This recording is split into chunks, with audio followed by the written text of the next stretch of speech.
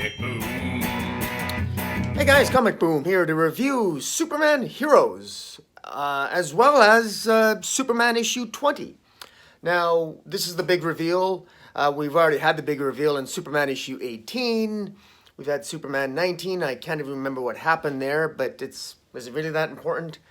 But this is the revelation of the secret identity, so now we need to know how the heroes are reacting. Hence, the comic book Superman Heroes. Now, what's interesting about Superman Heroes is that this comic book is $5.99. It's thick. There's a lot of pages in it, and it deals with the different presumably with the different heroic reactions to the revelation of Superman of his Clark Kent identity, or vice versa, however you want to view it.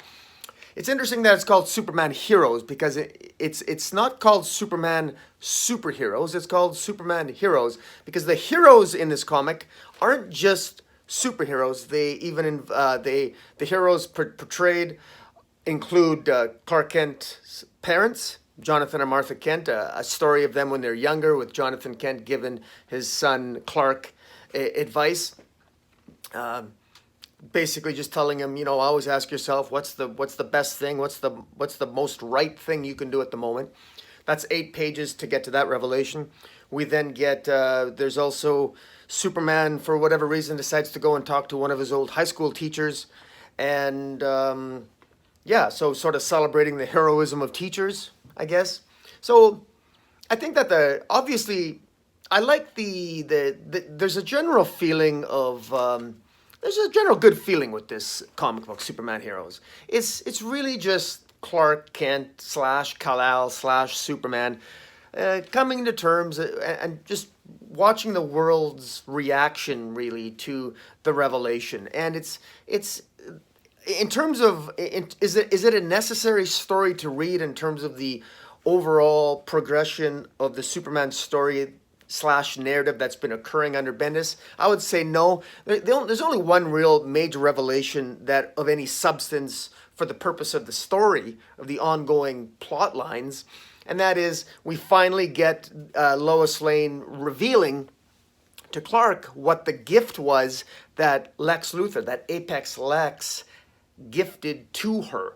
Now, what's interesting about this is that Lois states that before she reveals to Clark what the gift was, she says, well, I wasn't going to tell you what the gift was, but now that you're going to reveal your secret identity, because she told him this the day before he revealed his secret identity, she says that I'm only going to tell you what the gift was because now it's more relevant because you're going to reveal your secret identity. And this big revelation, spoiler alert, is that Lois Lane, or the gift that Lex gave Lois, was the revelation that Marisol Leon, Miss Leon, is the leader of the Invisible Mafia in Metropolis. Now, this is where, again, a kind of a criticism of the logic that Bendis is employing in this storyline. Why would Lois think it's more relevant now that Clark's revealed his secret identity to the world, why is it more relevant to tell Clark this now, but she had to keep that a secret if he didn't reveal his secret identity? Frankly, I think Lois once again made a boneheaded decision, which frankly endangers the lives of the people of the Daily Planet and endangered the life of her own husband. I mean, imagine knowing who the leader of the Invisible Mafia is, and you're not going to tell your husband, Superman, who's battling the Invisible Mafia. You're not going to tell him that. I mean, what was she thinking? I don't understand Lois's logic here. Perhaps some of you guys do. I don't want to try to figure Bendis out because it just gives me a headache. But in any event, that seems to, at least now, finally Superman knows. Rather than give Lois a metaphorical slap across the face or a little knock on her noggin saying, hey, you don't think that was something you should have immediately told me? Immediately? Because let's face it, a reporter ain't going to be able to do much with that information when you're dealing with the mafia. Superman is somebody who obviously you'd want to have that information. So Superman could have immediately got the help of Batman or people that are accustomed to deal with the mafia. Lois Lane as a reporter can only do so much. But again, it's this portrayal of Lois Lane as a really genuinely stupid reporter and a horrible wife and spouse that I find astonishing in Bendis's interpretation of Lois Lane. Now, but that is what it is. You got to buy into that tripe in order to accept it. I think that Bendis's interpretation of Lois Lane is much to be desired. I do find a disconnect between Bendis's interpretation of Lois Lane and Greg Rucka's. I actually like Greg Rucka's Lois Lane. Greg Rucka seems to give Lois Lane a little bit more of an edge, and at least with Rucka, he makes it a little bit more plausible when Lois does dumbfoundedly stupid things, because at least it's just more plausible under Rucka. Plus his dialogue is better. At least over in the pages of Lois Lane, Greg Rucka, while he's still writing Lois Lane as somebody who prefers Superman to stay on the wayside and let her do her own investigations, it's she it's a little bit more believable in terms of how he writes Superman, because Superman is still always around keeping an eye on her, and Ruck has made that clear. Even though Lois Lane doesn't want him around, Lois Lane knows that Superman always is. Bendis portrays Lois Lane as actually getting holier than thou about it, and it just rubs me the wrong way. So I prefer Rucka to write the Lois Lane stories, and he is, thank God. Now, there's also a Jimmy Olsen story in here, which is a little bit odd because it repeats what we already know. It repeats a conversation that Jimmy Olsen and Superman already had, but there's a little bit of clarification. It's essentially Jimmy Olsen reveals that he always knew that Clark Kent was Superman, and the reason why he always knew is that only two people on the planet ever called him Jim, and that was Superman and Clark Kent. And then he realized that it was really only one person that called him Jim. So Jimmy Olsen has apparently always known that Superman and Clark Kent were one and the same. And I actually like that because it's the first indication I've gotten from DC, frankly, in decades. It's refreshing that Jimmy Olsen's not a complete idiot.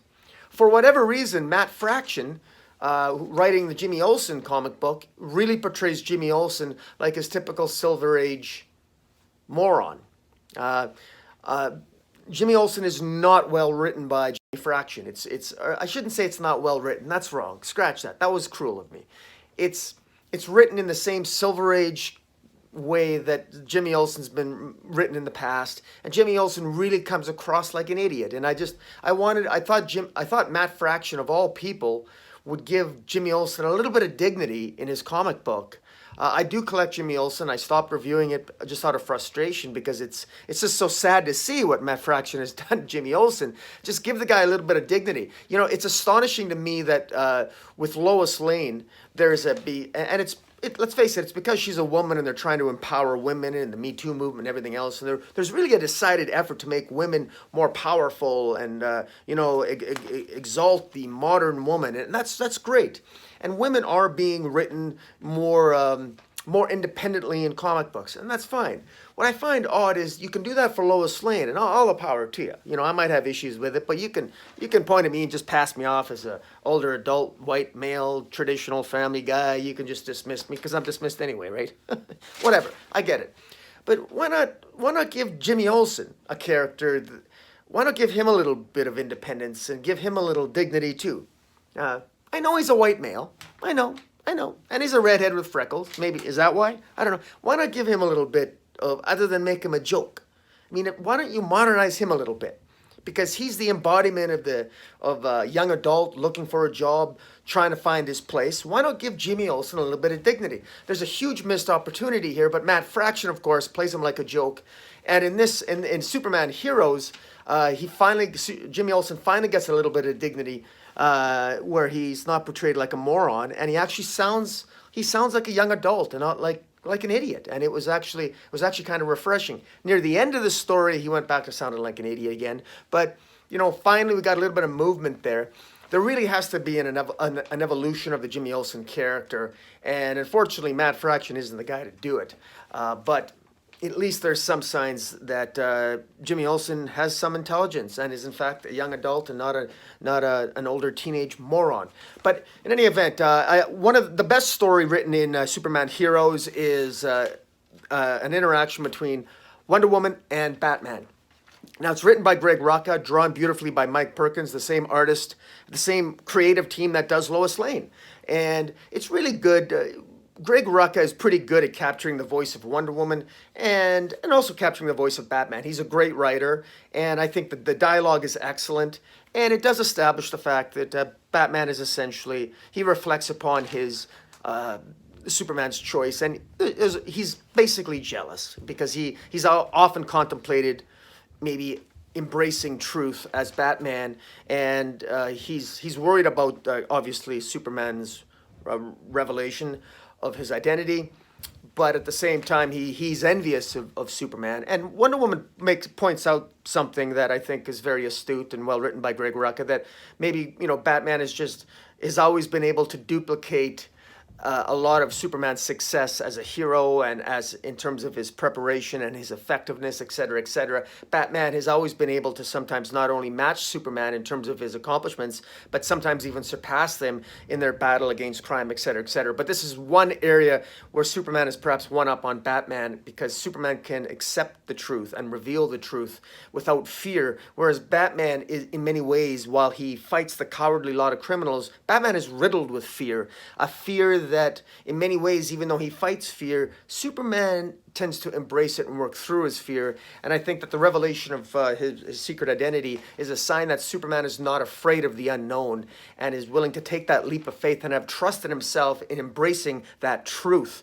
And Wonder Woman, I think, really points that out to Batman, to Bruce. And I think it's a very effective and it's a very well-written story by Greg Rucka. And again, I really love the art by Mike Perkins. Now, if I was going to be constructively critical of Rucka's story, I would have liked to have seen a little bit more insight from Diana.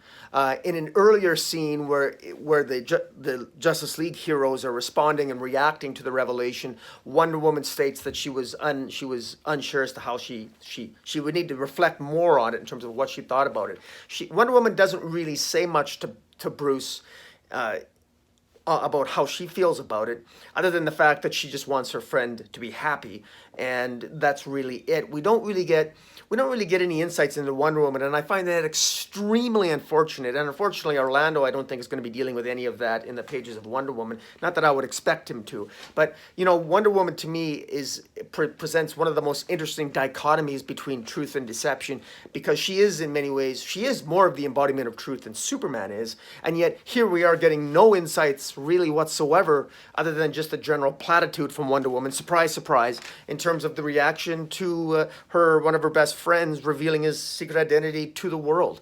I was really hoping for more insights from Wonder Woman, but once again, DC in general just sort of backs away from doing anything for Wonder Woman. For example, I just want to say that with Wonder Woman being one of the first heroes of 5G, or in fact has now been established and will be established with the 5G timeline that is still being developed by DC Editorial, she is established as the first hero to appear out of World War II in 1939 when she saved Franklin Delano Roosevelt's life.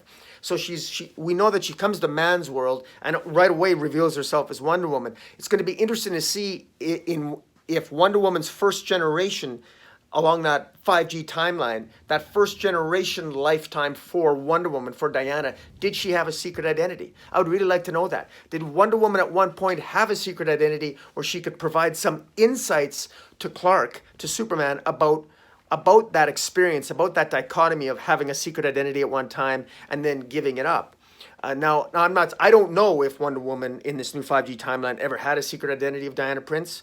I know it was abandoned with George Perez in 1985, and there was a brief recurrence of the secret identity with Wonder Woman under Alan Heinberg for about 5 or 6 issues, and that was it. But I would really like to, I would love to read some first generation Wonder Woman stories with her having a secret identity of Diana Prince, fighting in the Warriors. I think that during the World War II years, I think that would be very exciting.